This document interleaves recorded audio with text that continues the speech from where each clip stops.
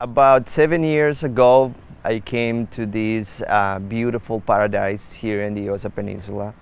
I started very at the bottom, working in a hotel, washing dishes and stuff.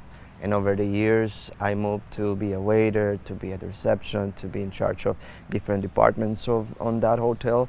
And they gave me the skills to develop the knowledge that I have got now. About a year ago, Aaron called me and we sat on the shirts for about 2 or 3 hours talking about Blue Osa and how different it is from the rest of the lodges. I'm not on a hotel, I'm not on a Nico Lodge, I'm not on a yoga retreat center. I feel like part of this beautiful family that we have here. And every single day I see how we transfer those experiences to our visitors, which is really amazing for me.